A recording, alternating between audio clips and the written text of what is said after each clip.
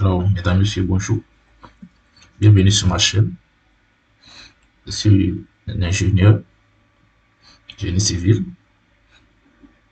ingénieur en structure bâtiment. Alors, c'est ma toute première vidéo. Alors, je vous invite à vous abonner, à liker et à partager. Pour cette toute première vidéo, nous allons parler un peu de l'interface de robot. C'est quoi d'abord robot structure analyse? Robot, c'est un logiciel de calcul, de dimensionnement. Également, le robot fournit le plan de ferraillage, on va dire encore le plan d'exécution. Et le robot également permet aussi d'optimiser au niveau du ferraillage. Et le robot permet également de faire les combinaisons, les calculs dynamiques et statiques d'un bâtiment. Alors, ici, comme nous pouvons le voir, nous avons au niveau des différents onglets, nous avons la partie fichier.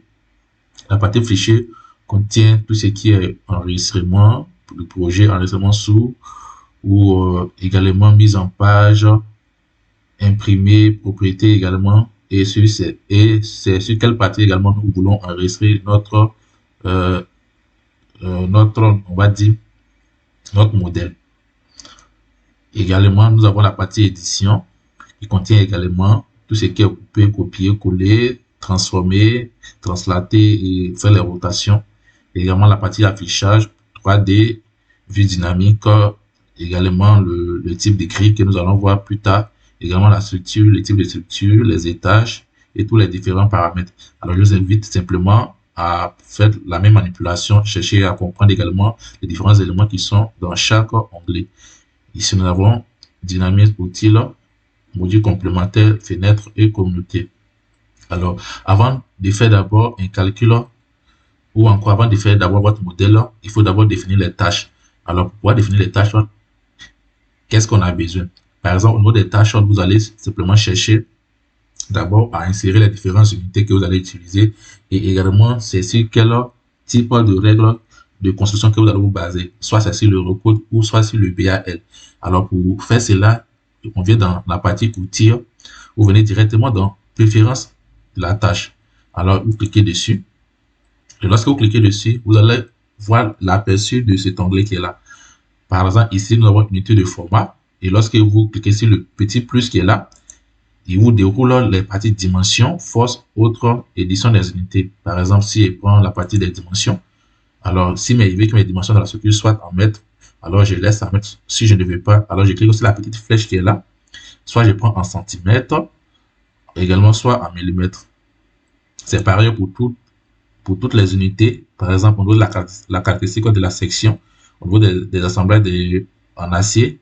Donc, c'est à vous de pouvoir en fait dire à robot quelles sont les unités que vous voulez utiliser pour votre modèle. Et c'est pareil pour la force également.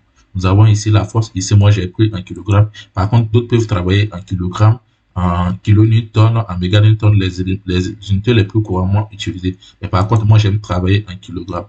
Également, au niveau du moment, alors, soit vous prenez le moment en kilogramme mètre, ou vous pouvez simplement changer en cliquant sur les trois petits points qui sont là. Alors, lorsque je clique dessus, je peux choisir l'unité de la force et également la longueur, puisqu'on sait que la force, c'est quoi? C'est la masse fois la distance. Et je clique OK dessus. Et pareil pour la contrainte également, c'est la même chose. Vous cliquez dessus sur le petit plus, vous voulez changer les différentes unités de la contrainte. Et vous cliquez OK. Une fois terminé, je ferme. Et lorsque je ferme, je peux également cliquer sur le petit plus qui est le catalogue. Et le catalogue contient tous les profils, soit en acier ou les boulons, tout ce qui est élément trié en pseudo. Vous pouvez directement paramétrer ça dès le départ en utilisant par exemple, ici moi j'utilise la norme NF. On peut simplement dérouler un peu pour voir. Donc c'est la norme française A35027 que j'utilise le plus couramment également, qui est utilisé. Et ici, c'est pareil pour tous les cas, triés soudés, également les barres d'armature que je viens de citer, les boulons, les sols constructibles, les différents catalogues à utiliser. Donc, on peut également les changer en cliquant sur les petits plus. Vous allez ajouter d'autres catalogues. Ensuite, on revient sur la partie normes et conception. Dans la partie normes et conception, nous avons les charges. Alors, la pondération va se faire à travers quel type de calcul de structure. Par exemple, ici, on va utiliser le BL 91, RPS 2000. Soit on peut le changer. Si on déroule sur la flèche qui ne se trouve pas dans cette partie, on va directement sur les 3+, on clique dessus. Alors, on va aller dans Fichier, Nouveau. Non, excusez-moi, je me suis trompé. Alors, tout simplement, dans la partie pondération, vous cliquez sur le plus. Voilà. Et lorsque vous cliquez sur le plus, cette page va directement s'ouvrir à vous. Alors ici, vous pouvez utiliser les différentes combinaisons que vous allez utiliser, soit le Eurocode ou le BAL. Une fois, par exemple, si vous voulez peut-être utiliser le Eurocode, on va dire, ou encore ici, vous utiliser la nombre de France géotechnique, par exemple, un exemple, je clique dessus. Et ici, si la flèche qui est là, je vais simplement ajouter. Une fois que j'ajoute dessus, il fait OK. Donc directement, elle s'ajoute à cette partie. Alors, dans la barre qui est là, on va voir le BAL, le PS92, le CB62. Donc, en fonction de pondération que vous allez utiliser, donc vous cliquez dessus. Par exemple, s'il veut revenir à mon BL91, alors je clique dessus, puisqu'il était déjà dans la fiche, alors il va s'ajouter. C'est pareil également pour les différentes charges.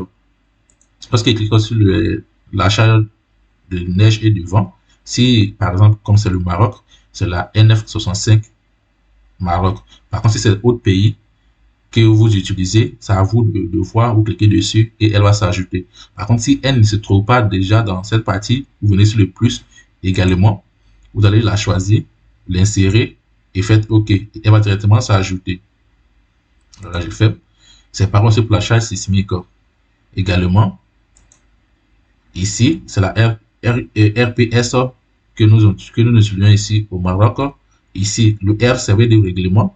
Le P, c'est le parasismique. Ensuite, nous allons ajouter.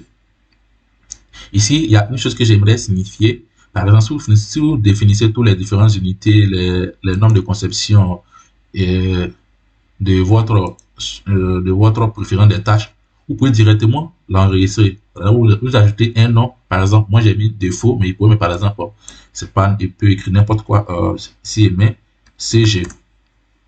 D'accord, CG, c'est pas kilogramme, un truc comme ça. Et s'il veut que cette préférence des tâches reste à défaut sur mon ordinateur, alors il va directement cliquer sur enregistrer les paramètres comme paramètres par défaut. Il clique dessus. Le robot me dit quoi? Êtes-vous sûr d'enregistrer les préférences par défaut? Alors, si il met oui, alors elle va rester. À chaque fois que je vais revenir dans la préférence des tâches, et si par exemple il fait OK, il revient dessus, outil là, préférence des tâches, vous voyez que automatiquement, le robot a déjà mis cette valeur qui est là. Par contre, si je ne veux pas, je vais peut-être changer. Dans ce cas, il revient sur défaut. Le défaut va me ramener à tout ce que le robot avait déjà mis auparavant. Mais par contre, si moi je veux modifier, ou encore j'avais déjà créé un autre fichier que j'appelais, par exemple, dans le cas qui est là, défaut kilogramme, alors je clique dessus. Directement, j'aurai les mêmes unités que j'avais déjà modifiées. Parce que si la force, par exemple, c'est toujours kilogramme. Et également, si je viens, c'est le nombre de conception, vous voyez que c'est toujours les mêmes pondérations, les mêmes charges sismiques, eux, de neige qui sont restées. Donc, robot vous garde directement votre feuille par défaut. Alors, je clique OK. Donc, pour cette première vidéo, c'est juste l'aperçu des différentes interfaces de robot.